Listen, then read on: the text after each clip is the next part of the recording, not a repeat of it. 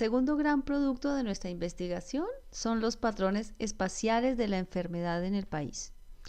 Retomo. En 2017 tuvimos un total de 2.600 hectáreas de especies crucíferas sembradas en nuestro país. Y pues como ya se ha dicho una y otra vez, las pérdidas en producción en esas especies están causadas principalmente por esta enfermedad. Recordando otra vez, acá les presento al famoso Enrique Torres, que fue quien reportó la enfermedad. Vemos que apareció la enfermedad en 1969. Se olvidó. En 1972 se hizo algo de investigación para ver cómo reaccionaban los materiales de la época y después nos quedamos muchísimo tiempo sin saber qué había pasado.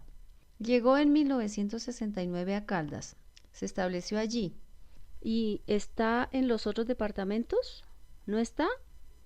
¿Hicimos el control fitosanitario para evitar que se esparciera? Pues no sabíamos. Pensábamos que no. Pero cuando iniciamos el proyecto tuvimos la esperanza de que estuviera únicamente en Cundinamarca, en Caldas, que no fuera un problema tan esparcido como lo es. Pero resulta que nos llevamos la triste sorpresa de que es un problema que está en todo el país. Cuando empezamos nos preguntamos, ¿se esparció o no se esparció? ¿En qué estamos actualmente?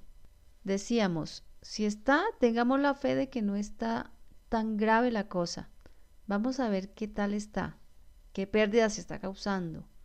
¿Es importante realmente o no lo es? ¿Es un problema solo en Cundinamarca? Que era la idea que teníamos en ese momento, era la zona que conocíamos. No teníamos idea de qué estaba pasando, cómo la estaban manejando los agricultores, no sabíamos. Vuelvo y les echo el cuento. Visitamos los 8 departamentos más importantes, 125 puntos. Se evaluó la prevalencia de la enfermedad y se estimaron densidades de inóculo. En cuanto a prevalencia estamos hablando de las zonas donde está la enfermedad.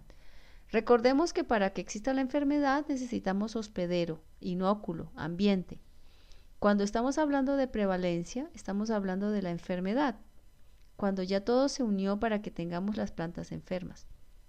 En lo que visitamos y observamos encontramos que la enfermedad estaba en todos los departamentos. Quiero contar 2 cosas importantes y es que nuestros 2 departamentos que nos muestran resultados diferentes son nuestros departamentos de frontera. Entonces ahí podemos tener un comportamiento muy interesante que nos exige entrar a hacer mucha más investigación. Algo está pasando en frontera. En Nariño no encontramos síntomas como tal de la enfermedad. Cuando digo no encontramos síntomas como tal de la enfermedad, me refiero a no vimos agallas. Pero fuimos a lotes donde, por ejemplo, un lote que recuerdo muchísimo cuando hicimos la encuesta, llegamos al lote y el señor me dijo, ingeniera, tengo un problema, mis plantas están marchitas.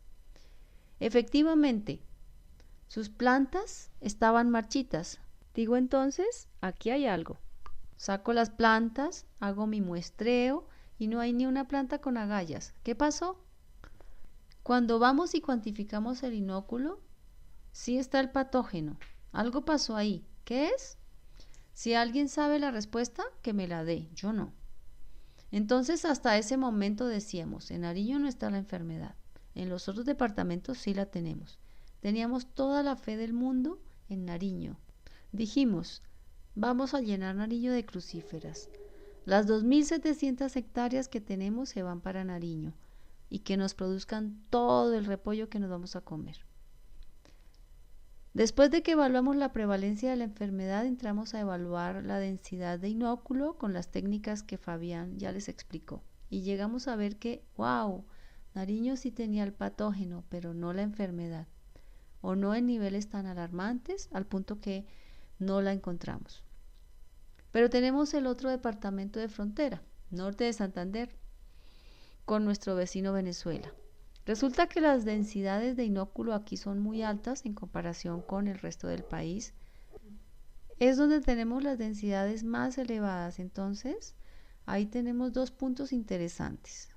2 puntos que a nosotros como país nos implica que tenemos que entrar a hacer un control de frontera de una u otra manera, ya sea para evitar que se nos vaya ese problema para el vecino o para evitar que venga del vecino más problema.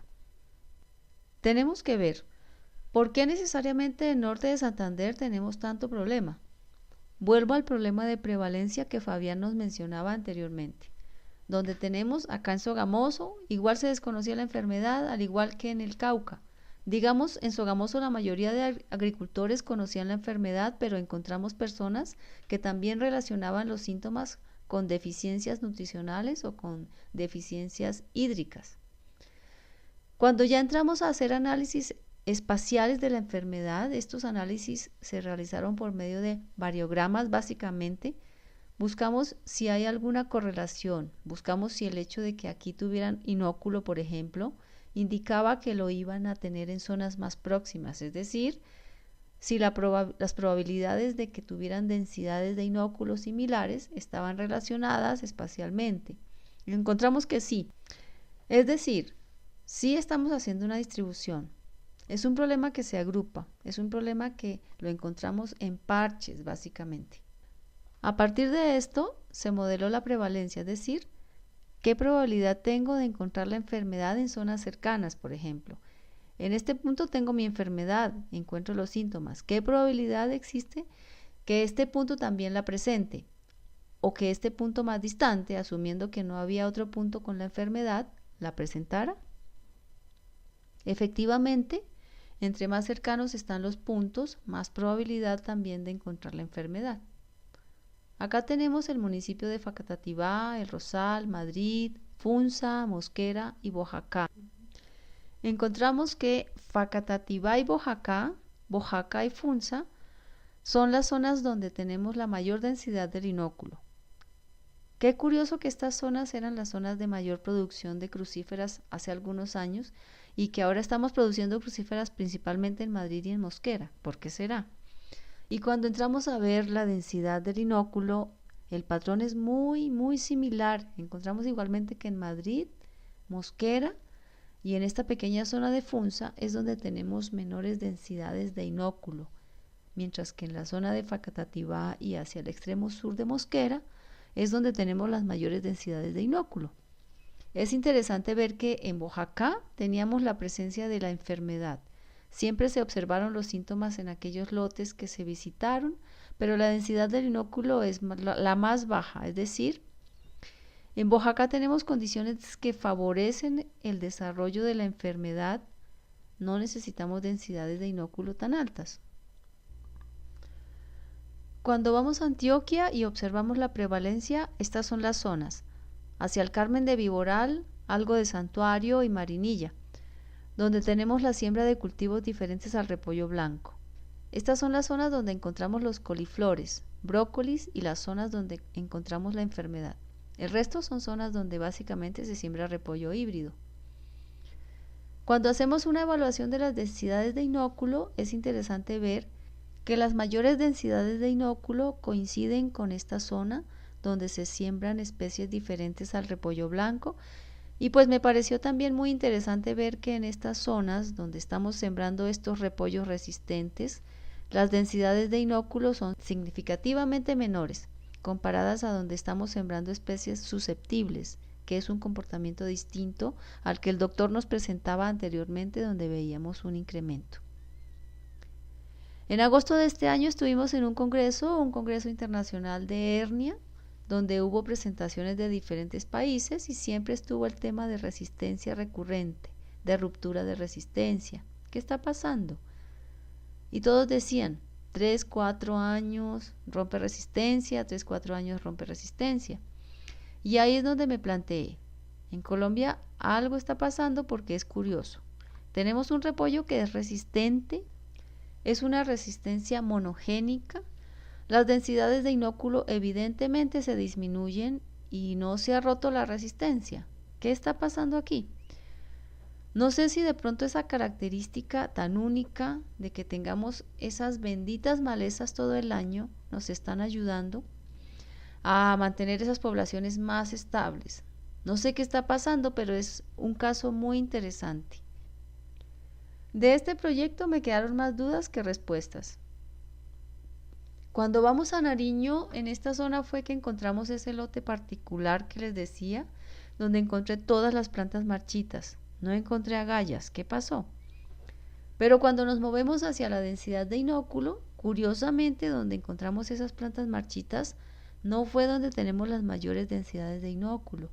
Es en zonas distintas, en los municipios de Yacuanquer, Imúes, Ospina, Iles y Tangua, donde tenemos las mayores densidades de inóculo y tenemos densidades de inóculo que son comparables a los demás departamentos. ¿Qué tiene Nariño de particular? Vuelvo y les presento que las densidades de inóculo que tenemos, el número de esporas de resistencia por gramo de suelo en Nariño y Cundinamarca son casi las mismas. El único departamento que fue diferente es Antioquia, que tuvo las densidades de inóculo más bajas de los 3 departamentos que estamos comparando actualmente. Pero en cuanto a prevalencia de la enfermedad, el número de lotes donde encontramos la enfermedad en Antioquia tuvimos muchísimos más lotes enfermos que lo que observamos en Nariño. ¿Qué pasó? Cuando hicimos un análisis de en qué de todo lo que analizamos Nariño es diferente, lo único en lo que encontramos diferencia es fósforo. Los contenidos de fósforo en Nariño son más altos, pero de lo que yo he leído no hay mayor efecto del fósforo sobre la enfermedad. La otra gran diferencia que tenemos es el número de días con lluvia al año. Nariño es un departamento donde llueve más número de días que en los demás departamentos, pero yo esperaría otra cosa completamente distinta. A mayor número de días al año de lluvia, mayor enfermedad, pero no está pasando. Lo único que a mí realmente se me ocurre y que tal vez no pudimos capturar con nuestros promedios climáticos son temperaturas. Tenemos un departamento sumamente frío, temperaturas cercanas a los 10 grados centígrados o por debajo de los 10 grados centígrados, que está explicado por esos 3000 algo metros sobre el nivel del mar en que estamos sembrando. Puede que ese sea el gran factor que está determinando el desarrollo de la enfermedad allá. Me quedan preguntas, millones. Creo que también les dejé la duda. Espero que haya sido así. Creo que nos falta muchísimo, muchísimo más trabajo. Estos mapas que se generaron todavía tienen mucho error, porque el número de muestras que pudimos conectar fue bajo. Entonces se producen los mapas, se generan los análisis, se establece definitivamente. Tenemos correlaciones espaciales, tenemos los análisis espaciales, pero el error con el que estamos estimando las posibles densidades del inóculo en otro punto del mapa tiene un error muy elevado. Necesitamos realizar muestreos mucho más intensivos para poder hacer estimaciones más precisas y llegar a ese punto donde sepamos qué es lo que está pasando. Vemos un comportamiento atípico, algo distinto en comparación con el resto del mundo. Puede que no sea la más experta, pero ya tengo idea de qué está pasando. Y definitivamente somos distintos. No sé qué es. Eso es todo por ahora. Muchísimas gracias.